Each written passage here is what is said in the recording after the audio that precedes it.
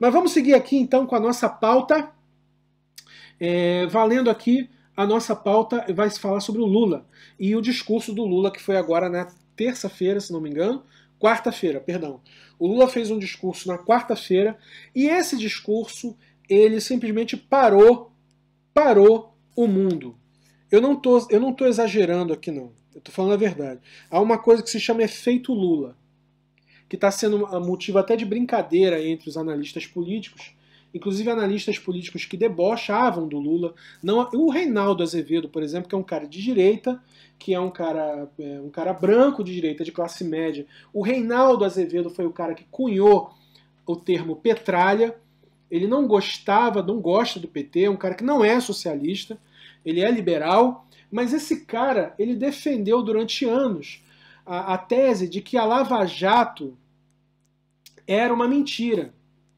Veja só, ele não votou no Lula, ele não defende o Lula e ele falou que a Lava Jato era uma mentira. Quando ele falou isso pela primeira vez, ele mostrou um áudio, não, ele falou sobre isso, ele tinha acesso a informações que revelavam que o Deltan e o Moro eram responsáveis por uma mentira.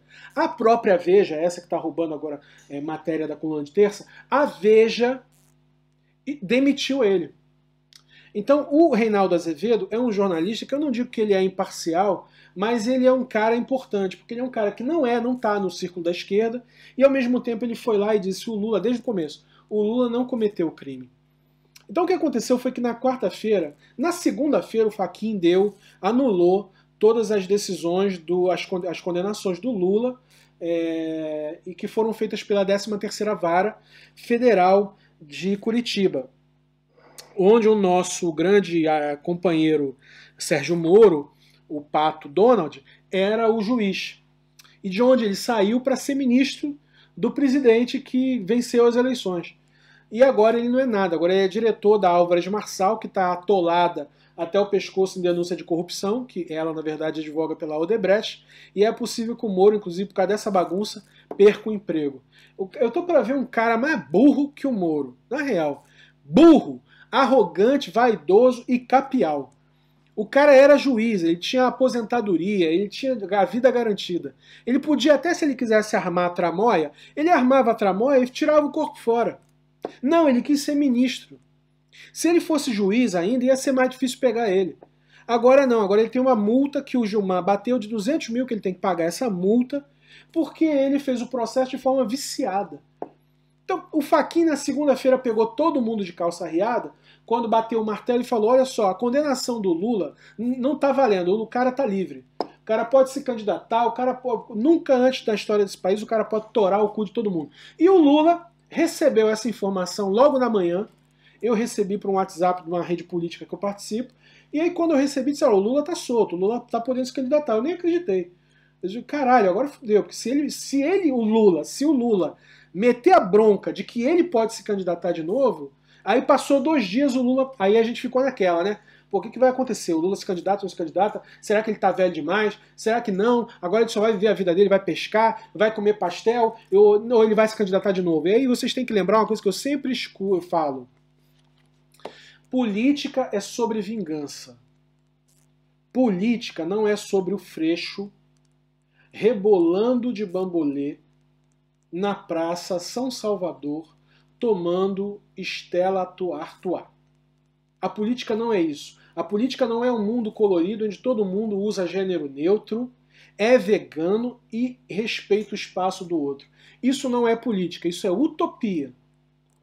Eu não estou dizendo que isso também é errado. As pessoas poderiam muito bem viver felizes, rodando bambolê, fumando maconha, até porque maconha é uma erva. Eu não vejo nenhum problema na pauta do pessoal. Eu não vejo nenhum problema na pauta do jovem místico. O problema é que o mundo não é o jovem místico.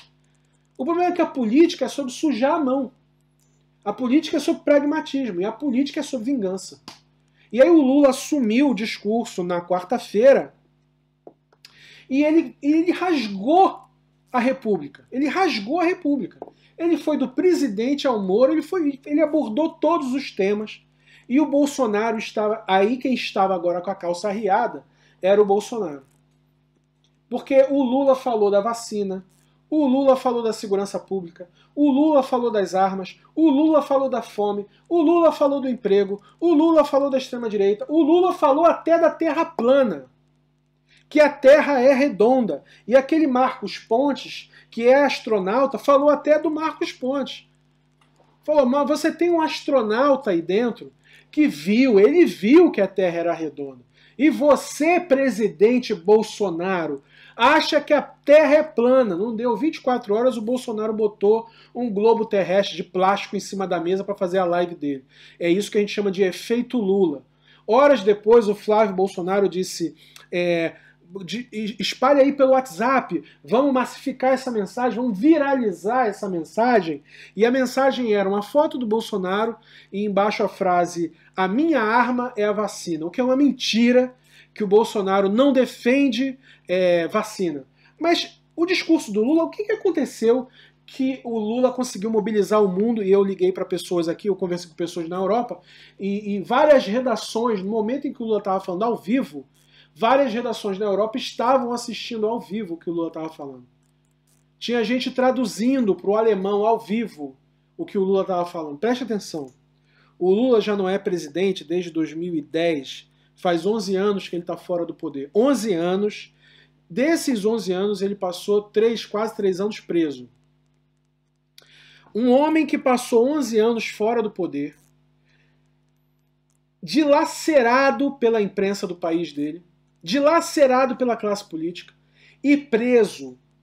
Esse cara pega um microfone e fala, com todos os seus direitos agora preservados. Ele fala: na Alemanha, tradutores traduziram ao vivo para os jornalistas o que o ex-presidente estava falando. Se você não sabe quem é o Lula, esse episódio dá para você o tamanho do Lula. Esse é o Lula. Quando ele diz assim, eu sou uma ideia, eu não sou mais uma pessoa, a gente pode achar que é egotrip do cara. Eu até acho que tem egotrip nessa parada. Mas não é, mano. De fato, o Lula é uma ideia. E eu não estou dizendo isso porque é uma ideia que eu abraço. Veja só. É porque quando você vê o que está acontecendo em volta, você percebe que o Lula ele não é mais um cara sozinho. Por que toda essa imprensa do mundo todo vai ouvir esse cara? E o Lula faz a narrativa dele, toda a narrativa que ele faz naquele discurso, é uma narrativa de retomada do poder político. Isso pode ser criticado por um lado, e a gente tem sempre que encontrar o equilíbrio. Você não pode abraçar, vestir uma camisa, dizer Lula livre, vamos votar no Lula, cara. Não, tem um pouco de equilíbrio. Não é porque o Estadão foi canalha no seu editorial de 2 dias atrás, dizendo que o Lula vai polarizar com o Bolsonaro, porque não vai, quem está polarizando é a imprensa. Mas qual é o problema do Lula? O Lula, se é eleito agora, com o Congresso Nacional que ele tem, ele não consegue governar.